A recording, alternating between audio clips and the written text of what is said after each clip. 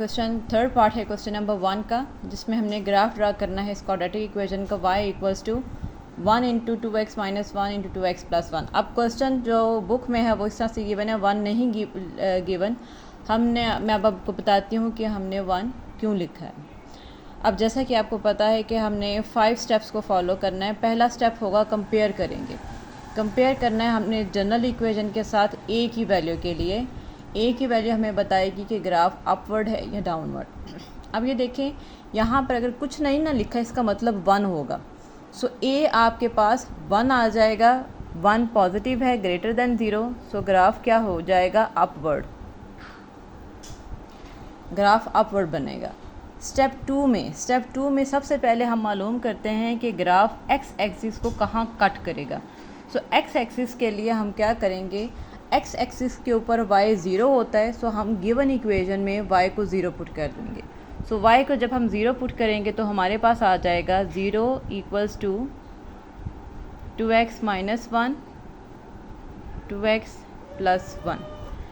अब ये दोनों फैक्टर्स में से कोई भी फैक्टर्स को बारी बारी 0 रखेंगे। 2x माइनस 1 इक्वल्स टू 0 और 2x plus 1 is equals to 0।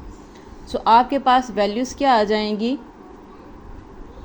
x equals to 1/2 या x equals to minus 1/2।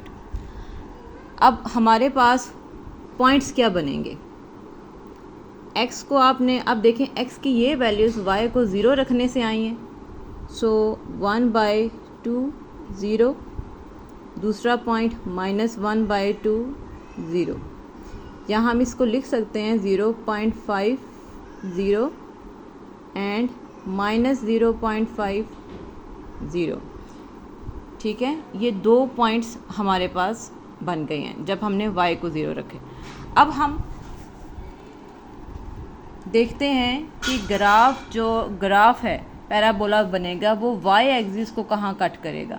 y axis पर x 0 होता है, इसलिए वो पॉइंट मालूम करने के लिए जहाँ पर ग्राफ y एक्सिस को कट करेगा हम x को 0 करेंगे गिवन इक्वेशन में।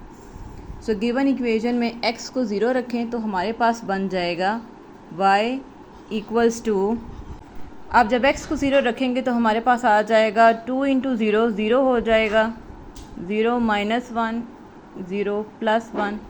सो y इक्वल्स टू माइनस 1। अब ये माइनस 1 हमारे पास x को 0 रखने से आया। सो टोटल ओवरऑल जो पॉइंट बनेगा वो होगा x 0 and y is minus 1।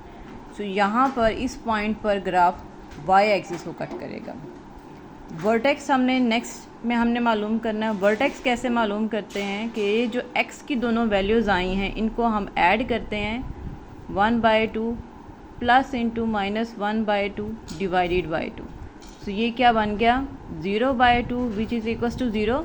So x अगर देखें x की वैल्यू 0 आ गई है तो आपके पास दोबारा यही पॉइंट बन जाएगा। x को 0 रखेंगे तो y माइनस 1 आएगा। सो इसका मतलब ये है कि यही जो पॉइंट आपके पास आया था यही वर्टेक्स है। आप ये देख सकते हैं कि जब x की same values with difference in sign आपके पास आ जाती हैं तो ऑब्वियसली इनको ऐड करने से हमारे पास 0 आता है।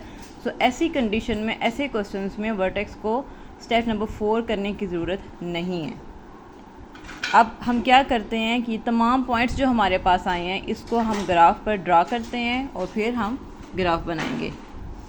अब पहले जो y को 0 रखने से हैं 0.5 and 0 minus 0.5 and 0 x axis पर ड्रा करते हैं।